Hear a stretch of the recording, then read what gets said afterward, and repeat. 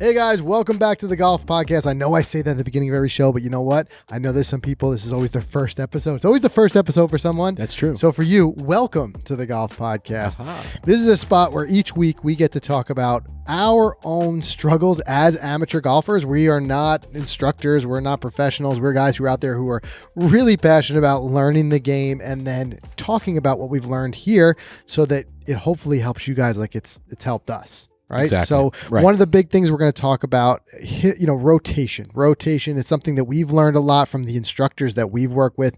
Kevin Sprecher, guy that we've worked with so much, who is just so great at explaining this game. He really boils it down to two things: balance and rotation. Spreck effect. That's what we call the Spreck effect. And we're going to talk about why. We're going to talk about some things that can really help you improve your rotation. If you're somebody who struggles with an inconsistent swing, if you're finding your results are very inconsistent, first of all, welcome to the game, because the reality is golf is hard. Even PGA Tour players will have a run that's good for a while and then they'll go into a slump. But there are things that you can do to make yourself more consistent. And one of those is really focusing on a good rotation, a good repeatable rotation to your swing, because at the end of the day, golf is a rotational game. So we're going to talk about a couple of easy drills that you can use. You can work these into your practice sessions. Mike, we've talked about how to get the most out of your practice sessions by having an iron tight plan for your practice. Right. Mm-hmm. Well, if you're somebody like that that's got some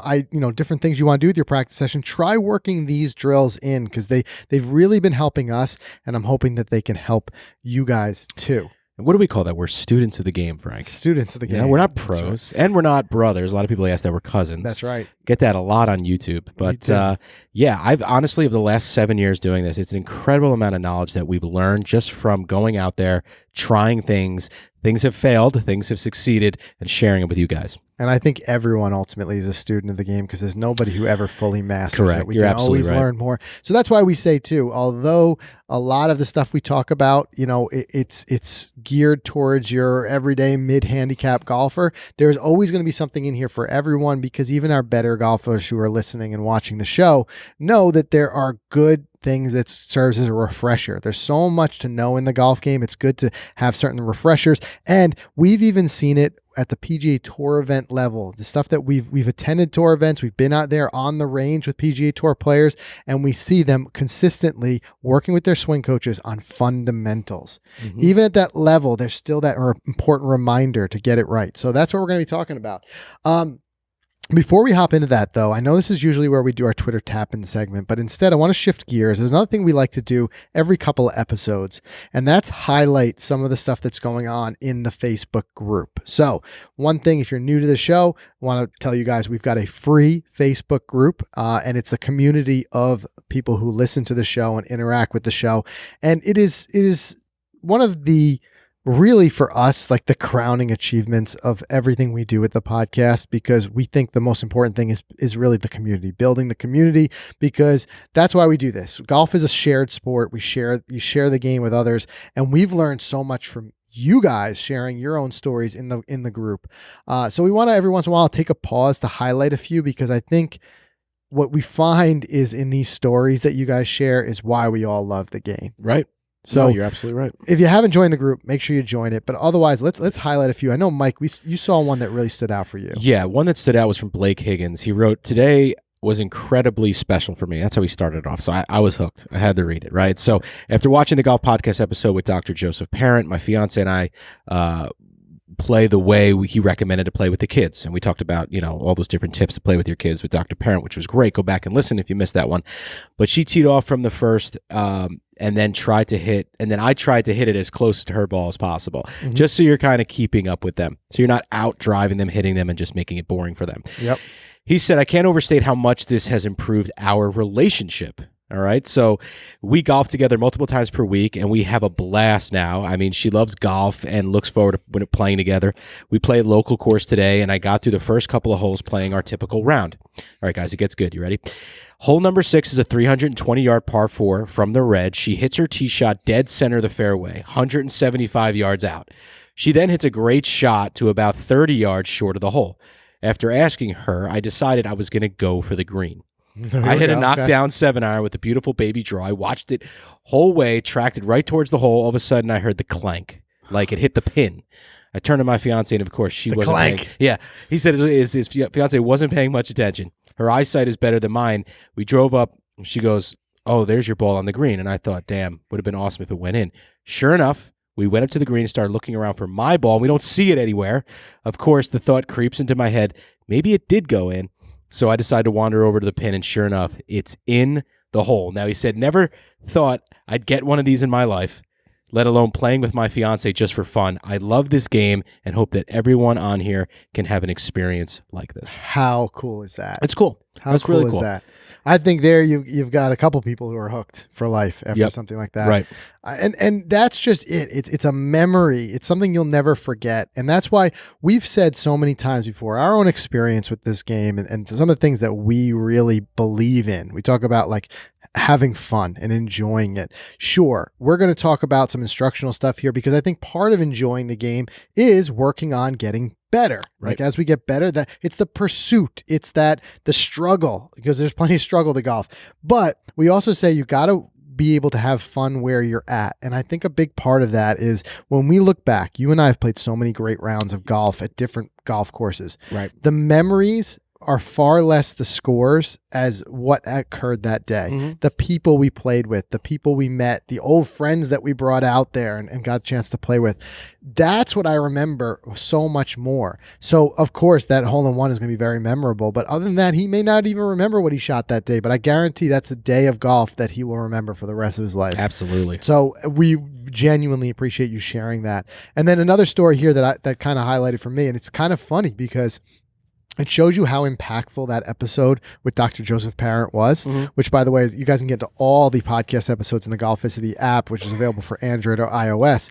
But Dr. Parent, he came on the show. He's the author of Zen Golf, and he talked about different ways of really engaging, whether it be someone who's new to the game, like his fiance was, or your kids. He talks about how to get out there and make it a very fun, low pressure, because anybody who's tried to play golf with their kids knows that there can be some challenges there. But this is what Kirk said. He said, a while back, I listened to an episode of Dr. Parent. He gave us ideas on how to get your kids into and enjoy golf. I gave basically saying his method to try this past weekend.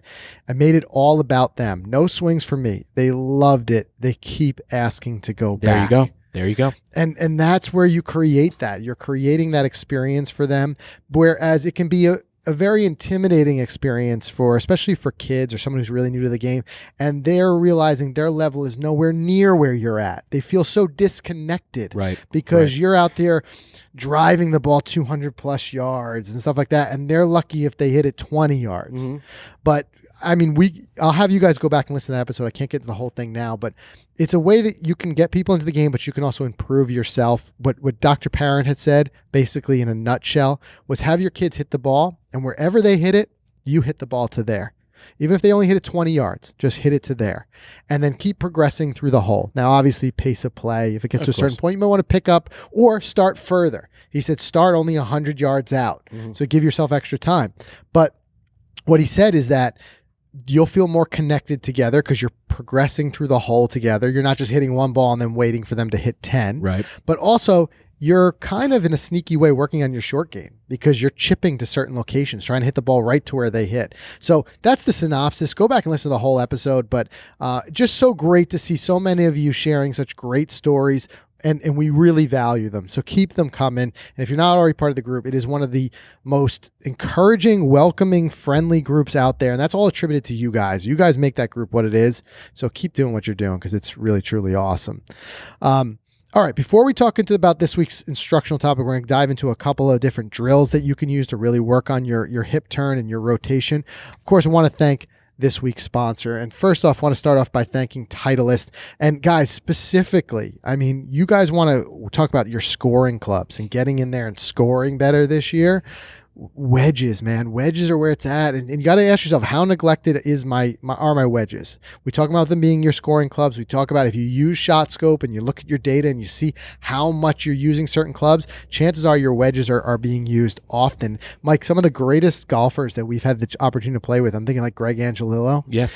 They know and value their wedges so much. Greg, he told me he changes his wedges. I mean, by that I mean buys the same wedge to replace it 3 times per season. Insane. I know that could get expensive, and obviously that's going to all depend on your own personal ability and goals, but it just shows you the best golfers know how important wedges are, and that's where you start to really see the love that gets put into wedges from Bob Vokey and his team. They're always working to produce an amazing product. We had the opportunity to speak with Bob Vokey in January of last year about the new SM8s and really get into his mind of what goes into the development, and you'd be amazed at how much he is listening to player of all level, from tour players down to amateur golfers, their feedback when he goes in and he designs his wedges. So the SM8s, they really made a giant shift forward.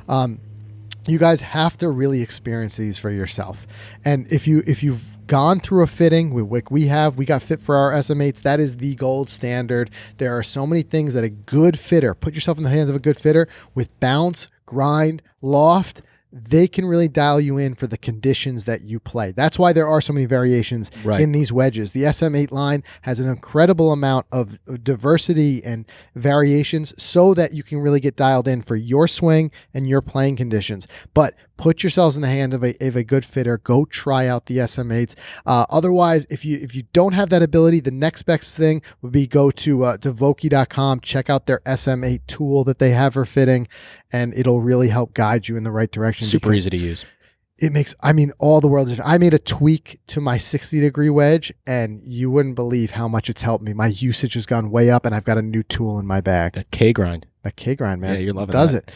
All right, so the other one we want to thank is FootJoy. The all-new Hyperflex from FootJoy is truly tuned for golf. Every detail is designed and developed with the golfer in mind. That starts from the top. It looks awesome. It's our favorite new golf shoe. We recently did a big Hyperflex giveaway, and the feedback on this thing has just been tremendous. It's got that mesh upper. It has that great fit, really forms to your foot. In fact, it's funny, speaking of Kevin Sprecher, he was even in a lesson recently with us, was talking about the importance of the shoe. When we talked about rotating and being able to have a shoe that you can kind of lean on to give you that support you need to really turn. That's where speed comes from. Speed comes from the ground.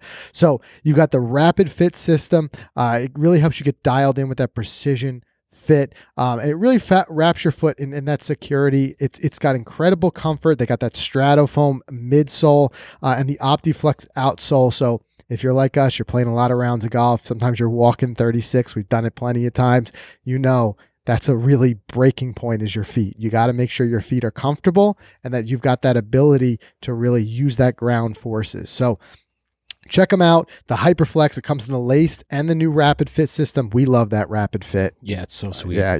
Once you try it, almost there's no going back. That's how great it is. Yep. But shop them both now at footjoy.com. And we just wrapped it up on April 5th, the Hyperflex giveaway, where we ended up working in partnership with FootJoy, gave away 5 pair. So if you missed that, guys, we're going to do plenty more, but we put that out on Facebook and YouTube. Yep. So if you're not already over there, get over there because you don't want to miss the next one. And lastly, Frank, we want to thank Golf Tech. Guys, common question. We're always asked, where should I get fit? Or where should I take lessons this season? Speaking of fittings, right. I know. I mean, you see us on there. I mean, maybe you don't have access to the country club down the road or someone like a Kevin Sprecher. It's just not near you, or it's not in the cards financially. Well, guys, you got to check out Golf Tech. There's over 195 locations in the United States. Go on there, go to the location tool, see if there's one near you, and then go in there. And I'll tell you what you're going to get. You're going to get the best deal that's out there. Get this, Frank. $75 for a swing evaluation, and or $75 for a club fitting. And trust me, guys, if you have had that experience of an independent club fitter, you know that it can get very expensive. Oh, yeah. I still say it is worth every penny you spend because of the value you'll get out of it. 100%. But $75, unheard of. Unheard of right now. And it's only for you guys. So how do you do it? Well, you call them up or you go to golftech.com/Golficity, learn more, call them, tell them you want to book a lesson or a fitting, and shout out the Golficity code. But the fitting, this is where Golf Tech's going to do the unbiased golf club fitting system. They're going to match the ideal clubs. And if you've seen any of our videos from there, they've got loads of products. They got shafts lined down the wall, every type of driver head iron combination all you the can big think names. about. All the big manufacturers, absolutely. And they're going to do an unbiased club fitting test. And what's cool is you're going going to test all of these things and get the right combination the same way we do. Swap out different shafts, put different tops, heads in there. So your fitter's going to analyze launch monitor data and ultimately present club recommendations based on your performance. You will get the full fitting fitting experience, $75, guys. The Golficity discount. We got that in place for you guys for a reason. We want you to take us up on it. So visit golftech.com/Golficity. And you know what? If you do it, post it in the Facebook group. I'd love Yes. to hear about your experience. Absolutely. Whether you go for the skill assessment type thing or the fitting, let us know. Want to hear about it. All right, let's talk about this idea of hip turn, how we can improve it, rotation, whatever you want to call it. Again, golf is a rotational game. Balance. If you're balanced and you rotate well, you're going to play this game well. Well, Chubb said it best. Originally, it was Chubb's, not Sprecher. Okay. It was all in the hips. It's all in the hips. It's all in the hips. And then Sprecher just confirmed it for us. That's right. Right. So, it begs the question, what's the big deal about a hip turn? You know, what does it do? And really, it comes down to a lot of things. It's really a core foundation of a golf swing. But one thing it does is it creates speed. And if you don't believe me, watch the extreme. Look at those long drive championships and look at how much those guys turn their hips. Now, they get a huge shoulder turn too. And then they use the hips to powerfully drive through it. And anybody who creates a powerful swing will tell you it comes from the lower body. Okay. I don't care if you're Dwayne Johnson, the Rock up top, you got these huge arms. No. That's not what's doing it for you. It's going to be able to, and that's why we see guys like Justin Thomas, who probably weighs about 140 pounds, soaking wet, skinny guy, just core strength, annihilates the ball, you know, with a huge hip turn. I mean, they're taking it to a level where I'm not necessarily encouraging you guys to do it. You got to work your way up to it, because Justin Thomas is basically leaving the ground when he hits his driver, which you gotta be well versed in it if you want to be consistent and do it that way. But it just shows you, the idea is you got to be able to turn those hips, and you're going to be able to create that speed and that power that you want to do. The second part of it, well, okay, what do we all want? We want power, but we want consistency. So what this does is it really helps get your body in the right position to make solid contact at that moment of impact. When your hip turn, when it's working nice, you're going to get into the right spot to make that clean strikes time after time. We want that. We want that consistency.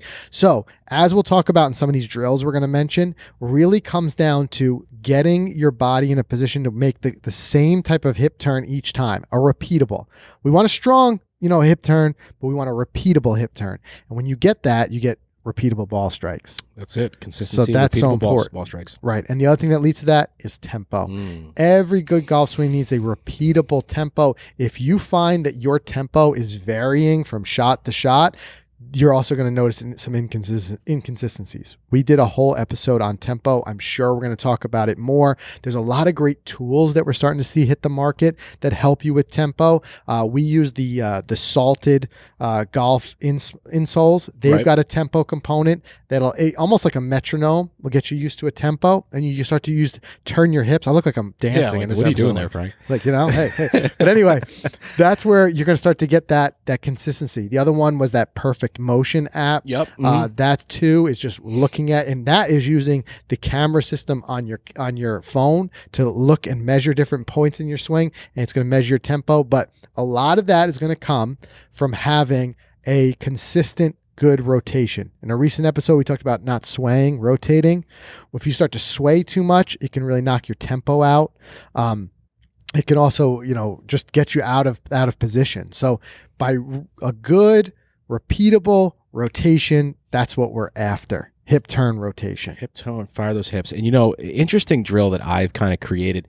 I have to videotape this just for the pure. We need to see this because you're gonna laugh at it. So I have a punching bag in my house, in my basement, and I put on the gloves, and I will literally stand in the address position, and I will just take one arm back.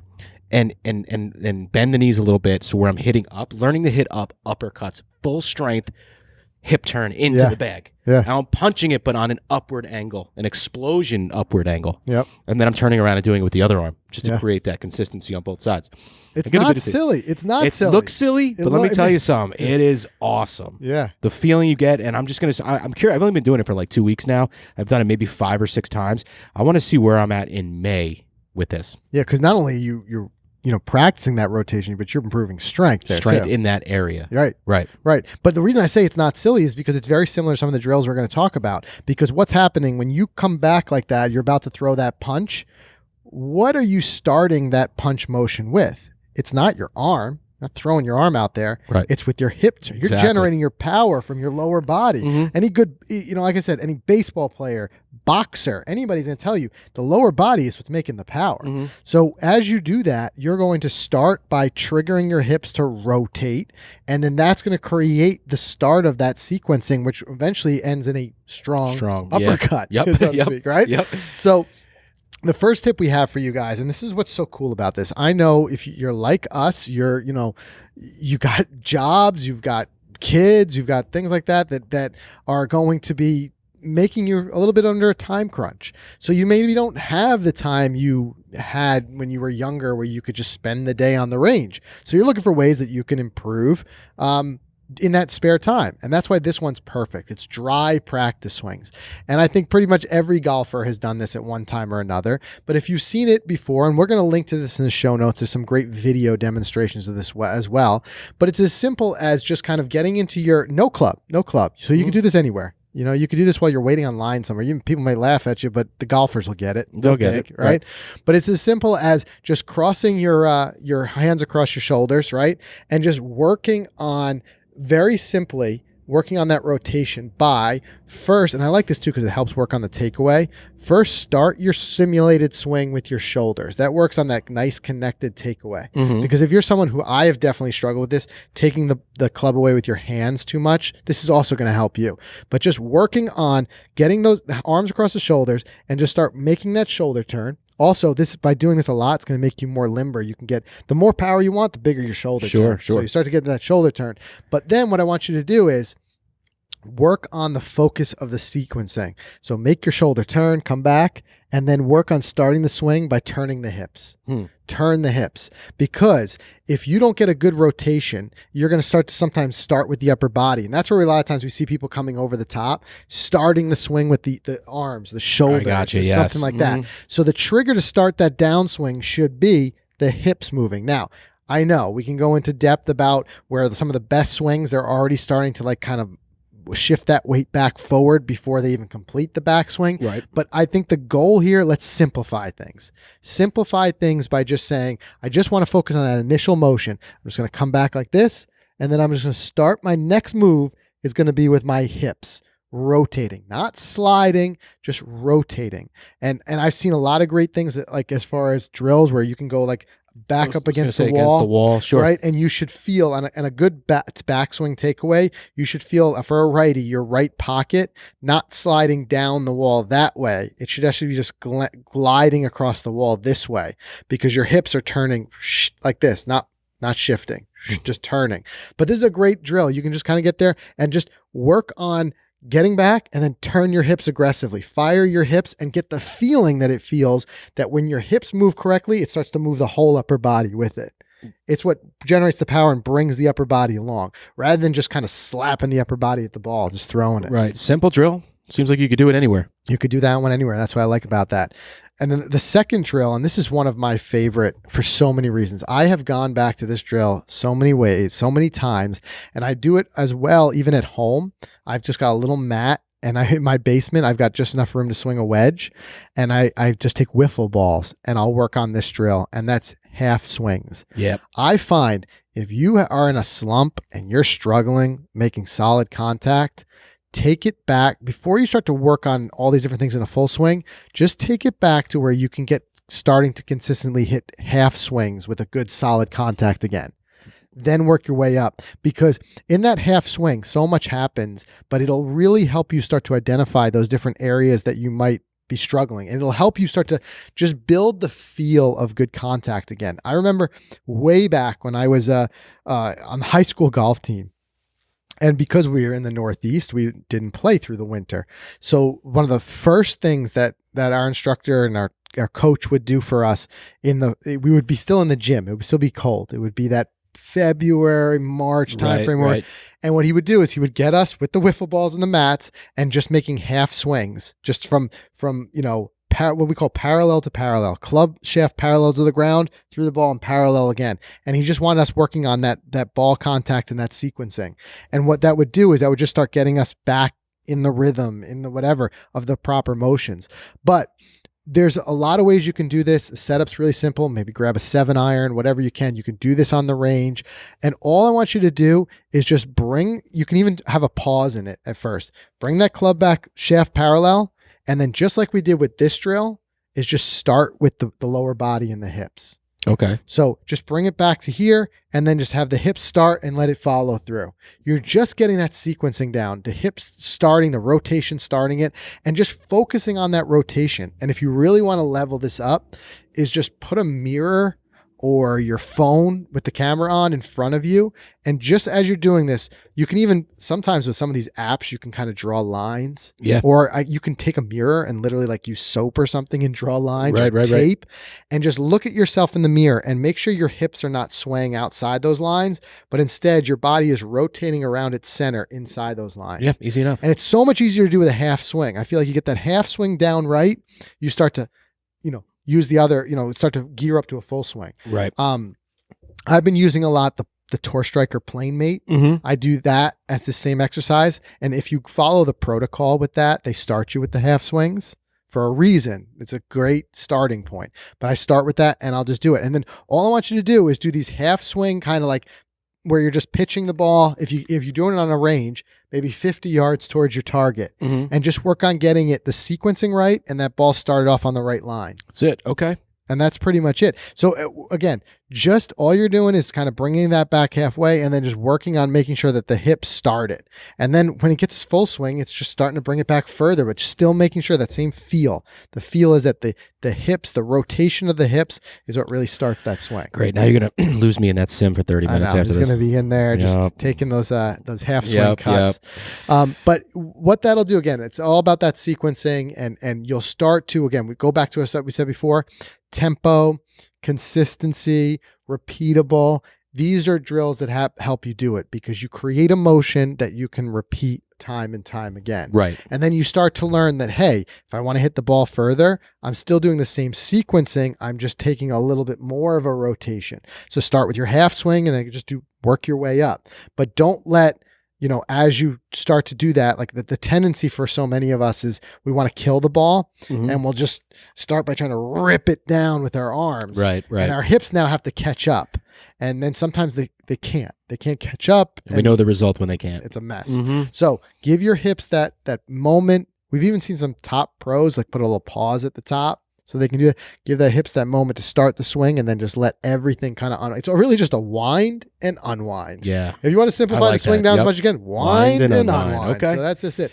And that'll help you with that sequencing. So those are our two favorite drills for it. If you've got any of drills of your own that have really helped with your own rotational turn, let us know. Post them in the comments. You can post them in the Facebook group, which, like I said, I really encourage you guys to join. It is free. To find the Facebook group, just go to Facebook, search the Golf Podcast or Golficity. You'll see us. Yeah. There we are. Yep. Join it up. We'll also link to it in the show notes as well as, in the Golficity app and golficity.com.